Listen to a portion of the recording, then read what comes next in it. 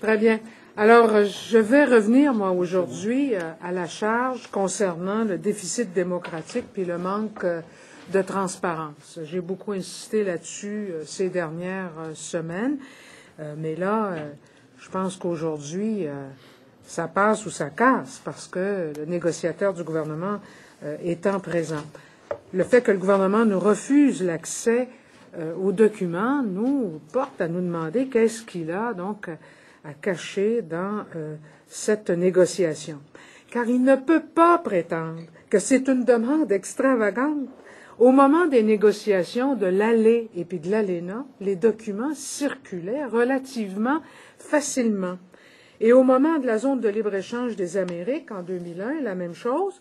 Puis je rappelle qu'Henri-François Gautrin, qui est le même qui s'est levé, le député de Verdun, pour refuser la motion que j'ai présentée en Chambre l'autre jour concernant le dépôt des documents pour les députés de l'Assemblée nationale, était vice-président de la Commission des institutions en 2001 et il réclamait les documents de la zone de libre-échange des Amériques, ce à quoi j'avais accédé en tant que ministre des Relations internationales. Donc, les membres de la Commission des institutions avaient eu accès à ces documents-là. Et c'est d'autant plus important aujourd'hui que ça l'était dans le cadre de l'ALE, de l'ALENA et de l'ASILEA, que le Québec non pas nécessairement autour de la table, dans le sens que c'est quand même le Canada qui négocie, c'est un accord Canada-Union européenne, mais l'Union européenne, vous le savez, a insisté, et c'est à cause de l'Union européenne que les provinces se retrouvent autour de la table des négociations, étant donné que ce qui intéresse essentiellement les Européens, ce sont les marchés publics, non seulement, disons, des provinces, mais aussi des municipalités, puis éventuellement de toutes les institutions québécoises. Alors, c'est d'autant plus important que nous connaissions donc le contenu de tous ces textes et de tous ces documents. Parce qu'on l'a dit en Chambre, mais il faut le répéter, c'est en effet la première fois, c'était pas le cas dans le cadre de l'OMC, c'était pas le cas dans le cadre de l'ALENA, etc., que les institutions, donc, que sont les États fédérés et puis les municipalités, sont en cause, si je peux dire, dans le cadre de cet accord. Alors, le Québec a fait des offres en juillet dernier. On a le droit, comme parlementaire, comme député, donc toute la société d'ailleurs, mais d'abord et avant tout parce que nous sommes des parlementaires et des députés, de les obtenir. Alors, le ministre nous dit en effet que c'est une entente formidable, le ministre responsable, Sam Hamad, eh bien, qu'il le prouve, en quelque sorte. Sa parole ne suffit pas pour croire, il faut voir. Voilà. Yvon Deschamps. Yvon Deschamps. Ouais, pour le croire. Ouais. On ne veut pas le savoir, on veut le voir. C'est ça, on ne veut pas le savoir, on veut le voir. Moi, je veux juste dire, c'est sûr, il y a l'aspect culture qui m'intéresse, entre autres. Le déficit démocratique, c'est majeur. C'est d'abord ça. Quelles sont les œuvres du Québec? Et on n'en sait rien. Et donc, quand on ne sait pas, on s'inquiète de tout. Et on s'inquiète actuellement énormément. Moi, je m'inquiète énormément parce que je lis bien que, par exemple, les organismes de télécommunication seront en jeu. Et éventuellement, même la culture. Puis, qu'on arrête de nous rabâcher les termes d'exception culturelle puis d'exemption culturelle. Ce sont les termes mêmes contre lesquels on s'est battu quand on a créé la Convention de la diversité culturelle. On s'est battu contre ces termes-là parce qu'on était conscient qu'ils ne protégeaient pas adéquatement l'ensemble de la culture, les industries culturelles puis la culture elle-même. Alors moi, quand j'entends ces mots-là, les cheveux me frisent parce que je me dis, on se targue d'une belle victoire sur la scène internationale. Une des seules du Québec, c'est celle d'avoir obtenu la Convention de la diversité. Et actuellement, quand je regarde les principes de libéralisation du commerce, en particulier ce qu'on appelle le traitement national, je me dis, mais voyons, c'est contre ça qu'on a créé la Convention de la diversité. Et là, le traitement national fait clairement partie de l'entente. Comment on va vraiment réussir à appliquer, il faut donc que la Convention soit prédominante, qu'elle soit reconnue dans l'accord comme telle, comme étant une convention que 118 pays ont signée, dont toute l'Union européenne. Si c'est pas là, il y a quelque chose d'absurde. Mais pourquoi vous inquiétez de ça après tout? L'Europe s'est battue contre l'AMI aussi. Voilà. Ben, l'Europe s'est bâtie contre l'ami, France, mais il semble bien que l'Union européenne ne j'espère. soit pas dans les mêmes dispositions. Quand on a parlé de ça, M. Pierre-Mike Johnson, il était un peu étonné. Il nous a dit, mais les Européens n'étaient pas très au courant de la Convention de la diversité culturelle. Là, moi, donc, qu'ils nous disent, qu'ils fassent plus que nous rassurer, qu'ils nous donnent la preuve que vraiment, il y a une protection réelle, puis que vraiment, on respecte cette convention-là. C'est ça que je vais demander dans la minute et demie qui nous sera allouée, si c'est une minute et demie. Oui, c'est ça. Voilà. Moi aussi, je voudrais joindre ma voix à mes collègues, tout en notant que Louise Baudouin est vraiment, je pense, ici à l'Assemblée nationale, la personne qui a le plus d'expérience, qui a le plus travaillé au niveau des relations du commerce international dans le cadre de l'ALENA. Il n'y a rien qui est jamais allé aussi loin. L'ALENA ne touchait pas au marché québécois, au marché public du Québec. C'est très vaste. Plusieurs en ont parlé. C'est immense. C'est beaucoup de milliards. Tout ce qu'on a pour travailler, ce sont des fuites. On a déposé la semaine dernière, Mme Baudouin a déposé le dernier document, la 6e ronde, le 6e document là, le dernier accord, enfin qui datait de janvier, 300 pages, uniquement en anglais, assez technique, je peux vous dire. Et il y a quelques jours, on a mis la main sur une note qui nous fait rapport de la dernière séance, celle qui a eu lieu au mois d'octobre. Et il y a des choses là-dedans qui sont assez inquiétantes. Je vous donne un exemple. Au sujet des monopoles et des entreprises d'État, on peut lire « Les partis ont discuté des commentaires et l'Union européenne les partis ont discuté des commentaires de l'Union européenne sur les plus récentes propositions du Canada. Il y a généralement convergence de vues. Les consultations internes se poursuivent. Bien, ça veut dire qu'il y en a des discussions, qu'il y en a des consultations. On parle des entreprises d'État, là. Est-ce qu'il y a eu des consultations à l'égard d'Hydro-Québec, par exemple? Qu'est-ce qui va se passer? Où est-ce qu'on en est? Quelles sont les offres du Québec? Puisqu'il y a des consultations, comment se fait-il que les premiers intéressés, c'est-à-dire les élus, ici, à l'Assemblée nationale, ne soient pas consultés? Au moment de l'ALENA, c'est-à-dire du premier accord de libre-échange avec les États-Unis, il y avait 3 tables de consultation qui avaient été mises sur pied par le gouvernement Mulroney. Une table qui regroupait surtout des patrons, une autre les syndicats et une autre, une table consommateur, de façon à ce que les gens puissent savoir qu'on ne peut pas s'embarquer dans quelque chose comme ça à l'aveuglette. Là, vraiment, je pense que notre cri d'alarme là est très important. Et j'espère qu'aujourd'hui, on va avoir les réponses. J'espère que Pierre-Marc Johnson va nous répondre. Est-ce que ça touche les sociétés d'État? Est-ce qu'Hydro-Québec est exclu? Est-ce que les Américains, en vertu de l'ALENA, une fois le traité, une fois l'accord ratifié, est-ce qu'ils pourraient dire est-ce qu'ils pourraient dire, nous aussi, on veut avoir accès au marché québécois? En vertu de la clause de la nation la plus favorisée, est-ce qu'ils pourraient faire ça? Mais Amir va dire un mot. je peux terminer. Vas-y. Alors, pour conclure, c'est sûr que pour la plupart d'entre nous, qu'on soit du côté du Parti québécois, qu'on soit indépendant, qu'on soit Québec solidaire, une des préoccupations les plus immédiates, c'est le caractère non démocratique de négociations qui se déroulent sans la transparence voulue, sans la possibilité pour les élus du peuple pour voir quels sont les mandats qui sont donnés, suivant quels critères ces mandats ont été donnés, et est-ce que c'est vraiment dans l'intérêt du Québec et des populations québécoises et canadiennes. Mais au-delà de ça, Québec solidaire a toujours manifesté sa plus grande désapprobation des processus de libéralisation des échanges qui sont faits actuellement, ce qu'on appelle la mondialisation marchande, pour des raisons très simples. D'abord, pour la raison très claire de la définition qui en est donnée par les acteurs mêmes des grandes corporations multinationales qui sont impliquées là-dedans. Je n'ai jamais vu de définition aussi franche, aussi claire que celle-ci, donnée par l'ancien PDG de la multinationale dans le domaine de l'électromécanique de ABB, M. Barnevik. Je définirai la mondialisation comme la liberté pour mon groupe d'investir où il veut, le temps qu'il veut, pour produire ce qu'il veut, et en s'approvisionnant et en vendant où il veut, et en ayant à supporter le moins de contraintes possibles en matière de droit du travail et de conventions sociales.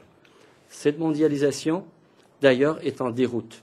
La libéralisation financière est de l'avis de plusieurs commentateurs indépendants, ce qui n'est pas le cas de M. Johnson, on va s'en convaincre tout à l'heure en commission parlementaire, mais des évaluateurs indépendants, des observateurs comme M. Yvan Allaire, qui est président du Conseil de la gouvernance d'institutions privées et publiques, disait que la déréglementation des marchés financiers a conduit directement à la crise financière de 2007-2008, laquelle faillite aurait pu faire basculer l'économie mondiale et qu'à elle seule, ces crises-là auraient dû jeter aux poubelles toutes ces propositions de libéralisation marchande qui ont été concoctées depuis des années, dont le dernier document, je dirais, qui est le plus global et le plus significatif, a été signé des mains mêmes de M. Johnson. Là, je ne retrouve pas la date exactement, mais c'est au milieu des années 2000, sous l'égide du Council on Foreign Relations, un think tank de droite américaine, et du Conseil canadien des chefs d'entreprise, qui poussent nos gouvernements pour aller là où les populations ne veulent pas. Nous, on est pour une autre mondialisation. Une autre mondialisation est bien sûr possible. On a besoin de libéraliser les échanges et la coopération entre les peuples, mais pour protéger nos ressources précieuses, l'eau, la terre, les territoires agricoles, pour assurer la souveraineté alimentaire, pour assurer que tout ça se fait au bénéfice des peuples et non pas des marchands. Mais M. Cadieux, récemment, on vous a entendu à l'Assemblée nationale dénoncer souvent, par exemple, des contrats sans appel d'offres d'Hydro-Québec, des consortiums québécois de génie qui obtenaient des contrats. Est-ce que si les marchés étaient vraiment ouverts, on ne pourrait pas rendre le jeu plus sain et éviter, contourner certaines collusions, ça, c'est la logique de marché. Collusions incestueuses là, dans la soi-disant concurrence dans l'octroi des contrats uniquement sur la base de la valeur des contrats, c'est-à-dire du prix que ça coûte pour le donneur d'ouvrage, est une logique de marché qui nous entraîne dans la ruine qu'on sait. Et on sait par ailleurs que les grands monopoles s'organisent, ou lorsqu'il n'y a pas de monopole, les grands groupes s'organisent pour éliminer la petite concurrence et pour s'accaparer des marchés et se les partager à 2 ou 3. La réalité est que quand on mesure l'impact d'une décision publique, on ne mesure pas uniquement le coût, mettons pour le ministère du Transport, mais ce que cet ouvrage et à qui elle est donnée, puis comment cet ouvrage donné agit comme levier économique pour multiplier l'impact économique dans notre société, faire travailler des gens, faire prendre le virage que nous souhaitons à notre économie dans le sens qu'on le souhaite. Pour moi, c'est une logique de bien public et non de concurrence qui doit primer. Alors la concurrence, elle est bonne lorsque toutes ces considérations ont été tenues compte, puis là, on doit choisir entre plusieurs de nos propres agents économiques. Mais on n'a pas besoin d'ouvrir les services publics puis Hydro-Québec à la concurrence internationale. D'ailleurs, il faut voir il faut lire l'étude de l'IRAC, parce qu'à ma connaissance, il n'y a pas beaucoup d'études qui ont été rendues publiques sur les conséquences de cet accord-là. Non seulement on n'en connaît pas le contenu, mais on ne connaît pas non plus on ne connaît pas d'études qui traitent des conséquences. Mais il y en a une de l'IREC, justement, qui a été faite par Alexandre Maltais et qui touche un peu ce qu'Amir vient de dire, c'est-à-dire sur la prescription de résultats.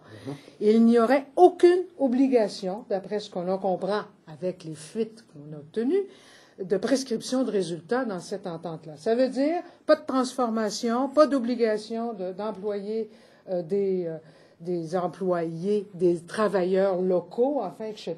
Donc, aucune prescription de résultats, donc un peu la définition, en effet, que donnait ce dirigeant d'ABB pour la mondialisation. Et c'est cette mondialisation, et moi je suis pas membre de Québec solidaire, comme vous savez, je suis très indépendante, mais je suis aussi altermondialiste.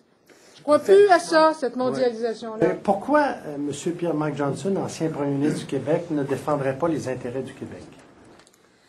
Moi, je pense on ne dit pas qu'il ne défendra pas les intérêts du Québec. On questionne qu'est-ce qu'il défend au juste. Quel est son mandat et qu'est-ce qu'il met en jeu. Et dites-nous si ça a du bon sens, on va être d'accord, mais appliquer les principes de cet accord de libéralisation des investissements au plan Nord, Imaginez que les investisseurs soient des intérêts européens et appliquez et tenez compte du principe de non-prescription des résultats. Ça veut dire que troisième transformation, on oublie ça. Ça veut dire que les aspects écologiques, éventuellement, ça peut être menacé. Ça veut dire que tout simplement l'emploi des gens d'ici peut être menacé. On ne sait rien de l'application concrète de ces principes-là, mais ce qu'on sait, par exemple, c'est que les capitaux, les investissements vont être protégés, ils vont pouvoir circuler librement, les patrons et même les femmes de patrons, nous disait-on, vont pouvoir, eux, avoir des régimes d'exception. Qu'est-ce qu'il y a? Si c'est raisonnable, tout le monde va se rendre à la raison. Puis il n'y a pas de soupçon que Pierre-Marc Johnson soit à l'encontre du Québec. Mais on a des drôles de questions à poser sur ce qu'il représente au niveau des intérêts. Quels sont les intérêts qu'il défend? Si ce sont, voilà. Que pensez-vous des honoraires qu'il a facturés jusqu'à maintenant? Pour répondre à cette question-là, je vais utiliser votre question aussi pour répondre à M. Duchesne. D'abord, si c'est une compétence indépendante, une expertise indépendante, sans conflit d'intérêt, c'est sûr que c'est à juger par le gouvernement. Ça peut être très précieux, puis ça peut valoir la peine de payer quelqu'un très, très cher. Je me demande si cette expertise-là ne devrait pas plutôt se retrouver dans nos ministères. Ministère des Relations internationales, ministère du Développement économique. Et je trouve assez pathétique pour l'État québécois de devoir sous-traiter l'expertise qui doit agir pour nous représenter. Hein. Si c'est le même pattern que ce qu'on a connu au ministère du Transport du Québec, on sait tous les dangers que ça représente quand on perd de l'expertise. Premièrement. Deuxièmement, sur cette question que vous avez posée, M. Duchesne, si vous permettez, par respect pour M. Johnson, par courtoisie, puisque mes réponses pourraient être, disons, à tout le moins, il pourrait le prendre comme étant injurieuse. Donc, réservons-nous. On va être en commission parlementaire. On va lui poser des questions. À la fin, s'il subsiste des doutes, on pourra y revenir puis en discuter. Mais nous croyons que tous ceux qui négocient au nom du gouvernement du Québec doivent avoir d'abord un mandat très clair et être au-dessus de toute perception de conflit d'intérêts. C'est-à-dire ce qu'ils font. C'est-à-dire, vous avez déjà évoqué cette possibilité-là. Mais là, aujourd'hui, il est quand même invité de l'Assemblée nationale. Attendons qu'il soit là. On va y répondre. Je serai libre pour toute entrevue que vous désirez après, pour tout commentaire, une fois qu'en commission, on aura eu l'occasion de lui poser des questions. Question vos scrupules à propos des marchés publics. Là, on comprend qu'il y a une certaine opacité qui entoure ces négociations-là. Vous faites grand état de votre inquiétude à propos de l'accès des entreprises européennes aux marchés publics québécois. Mais si l'inverse est possible, il y a où le problème? Pour qui? Pour nos entreprises à nous, mais c'est que l'idée des Européens était donc d'avoir l'idée principale, le principal intérêt des Européens d'avoir accès au marché public, donc des provinces, des municipalités, etc. Je vous répète que jusqu'à maintenant, dans le cadre de l'OMC, de l'ALE, de l'ALENA et de la ZLEA, si elle avait vu le jour, il n'était pas question de descendre justement à ces niveaux-là. Ça ne concernait pas ni les provinces ni les municipalités. Là, c'est parce que, par exemple, Hydro-Québec joue un rôle de développement régional, il joue des rôles qui sont, les municipalités aussi jouent des rôles qui sont au-delà du simple, justement, profit économique du prix coûtant. Il y a des rôles supplémentaires qui sont des rôles. Donc, vous devez applaudir à la manière dont le gouvernement du Québec a agi pour les wagons de métro. C'est une bonne chose de donner... En tout cas, disons qu'on a voté pour, Mais on ne pourrait plus le faire. Mais je m'en confesse, on a quand même été berné par le négociateur qui est venu nous présenter des chiffres qui n'étaient pas ce qu'on pensait être. Ce qu'on a appris par la suite être la vérité. Mais le principe, disons, prenons le principe là, de cette négociation de gré à gré qui était possible, ça a pris une loi spéciale quand même pour le faire, mais il ne sera plus possible. Même le principe, quoi qu'il en soit, veut dire de ce qui s'est passé là dans la réalité et des prix, etc. Ce principe-là, de gré à gré, et même avec une loi spéciale, avec 36 lois spéciales, puis tout ce que vous voulez, ça ne pourra plus être possible. Parce que le bon argument, un des bons arguments, c'était quand même de dire que la pocatière, ça aurait des retombées importante, je veux dire, pour les applaudir si... Non, mais si une compagnie québécoise obtient un contrat à l'étranger... Ah oui, bon, alors voilà, oui, je vais vous dire, mais combien de compagnies au Québec, dites-le moi, seront en mesure de soumissionner. Par exemple, je vais prendre un domaine que je connais. Je suis microbiologiste à l'hôpital. On utilise des géloses, on utilise des substrats pour faire nos réactions, pour identifier les bactéries. C'est des centaines de milliers de dollars par hôpital, par laboratoire. Combien d'entreprises québécoises sont en mesure de concurrencer les grandes multinationales qui sont actives dans le domaine et pourront aller chercher des contrats à l'échelle de l'Allemagne, de la France? Ça va bénéficier uniquement qui? Les grands joueurs. Ça veut dire que pour les petites et moyennes entreprises, à échéance, ça veut dire une perte de possibilité de profiter de l'activité économique d'ici. Ils vont devoir se tasser ou devenir des sous-contractants pour ces grandes multinationales en perdant toujours une partie de leur capacité, de leur indépendance et de leurs bénéfices. Et on l'a vu ailleurs. Écoutez, là, on a déjà l'expérience de l'accord du libre-échange nord-américain. C'est 30% de PIB supplémentaire. En 25 ans, on a généré 30% de plus de richesse. On a produit 30% de plus de richesse. Nos économies se sont multipliées par 2, par 3 en termes de volume d'échange. Mais le pouvoir d'achat de la classe moyenne a stagné. Le cinquième des plus bas revenus a vu ses revenus baisser. Et le centième et le millième le plus riche a vu, au contraire, ses revenus augmenter. C'est les chiffres de l'OCDE là, de cette semaine ou de la semaine dernière. Alors pourquoi M. Johnson veut qu'on accepte la même médecine qui est bonne pour les entreprises qu'il défend, qui est bonne pour les grandes corporations, mais qui, dans toutes les sociétés où elle a été appliquée, ça a conduit à une diminution de la qualité de l'économie pour les citoyens? M. Johnson, c'est un mandat qu'il a. C'est ça. On aimerait connaître le mandat. Si vous l'avez, son mandat, vous pourriez peut-être... C'est ce que vous dites. Ben oui, c'est sa vision, il l'a déjà signé. C'est la vision des chefs d'entreprise du Canada. Mais M. Johnson défend les entreprises, c'est ça? Ben écoutez, moi, ce que je dis, c'est que pour le moment, en l'absence de mandat clair identifié par le gouvernement du Québec, quand on sait le genre de position qu'a pris M. Johnson dans le passé, le livre que lui-même a écrit sur la mondialisation, ses opinions là-dessus, il est permis de penser qu'il est en faveur d'une mondialisation marchande, d'un type de libéralisation des échanges qui consiste à donner de moins en moins de droits aux sociétés, aux États, et à en donner de plus en plus aux multinationales et aux corporations, pour les libéraliser, entre guillemets. Donc, en l'absence de mandat qui aille dans le sens contraire et qui nous soit divulgué par le gouvernement, nous sommes obligés de croire que M. Johnson obéit à ce qu'il a déjà lui-même signé. Mais catégorie de protectionnisme que vous nous faites là. Si M. Johnson défend les intérêts de quelques grands joueurs, si on veut jouer dans la cour des grands, c'est possible.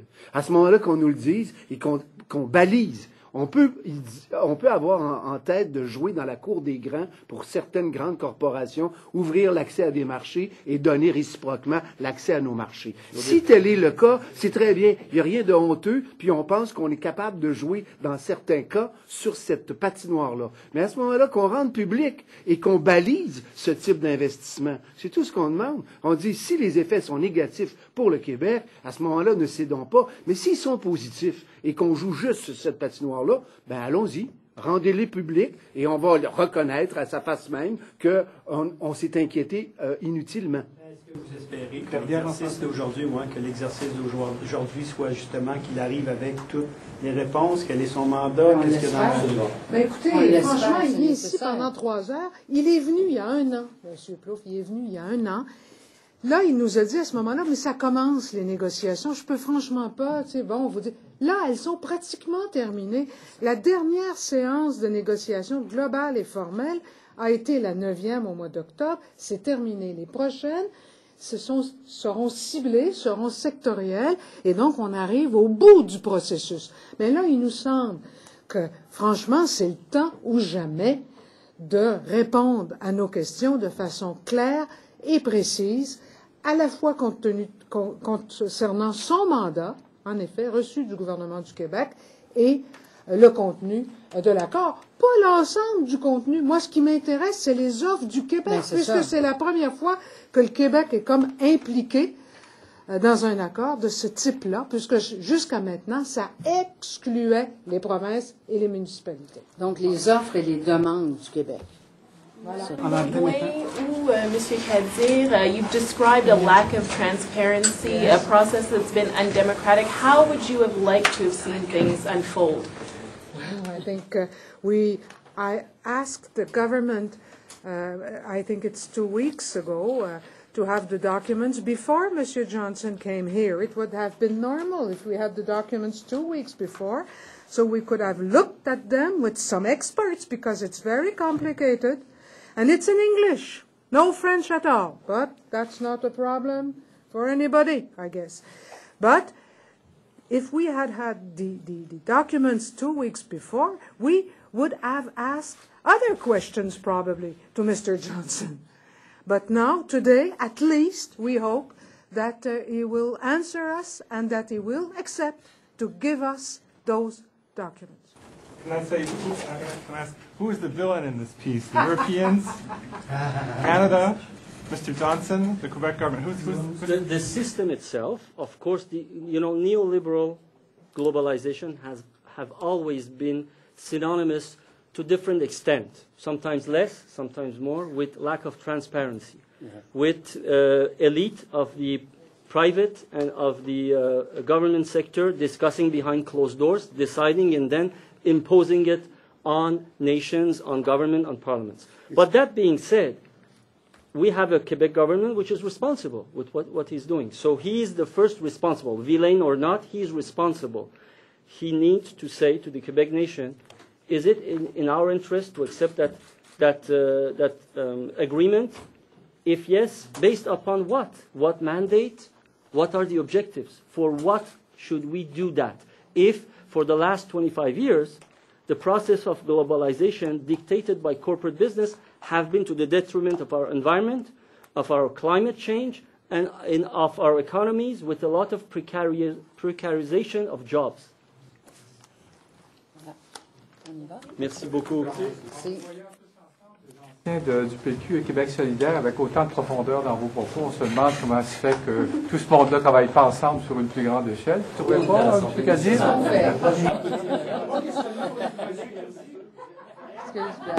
Vous allez être demain à Option nationale. Est-ce que vous vous joignez au parti de Jean-Martin Hossan? Tu vas le savoir. Je suis là juste comme... Et là, sur le site Internet, il est écrit qu'il y a juste un député d'Option nationale. Vous, Mme Lapointe, vous avez pris votre carte. Pourquoi c'est pas écrit 2 sur le site de l'Assemblée nationale? Moi, je ne me présente. Je reste absolument indépendante. J'ai une carte d'Option nationale, mais je ne siège pas à titre d'Option nationale. J'ai été élue comme députée du Parti québécois. Je ne ferai pas le changement en cours de mandat. Mais pourriez-vous le faire en février? Pourriez-vous le faire à la prochaine session? Pas en cours de mandat. Vous, monsieur Prochaines élections, point d'interrogation. Moi, je vais parler de la langue demain. On m'a demandé d'aller parler de la langue lors du rassemblement d'Option nationale. C'est ce que je vais faire. Je vais aller parler de la langue. Votre pourrait changer d'ici à la fin de votre mandat? C'est ce que Jean-François Lisée a dit. Jean-François Lisée a dit que le présent était pour aujourd'hui. court, l'avenir souverain demain, et qu'il était infini. Ah, c'est ça!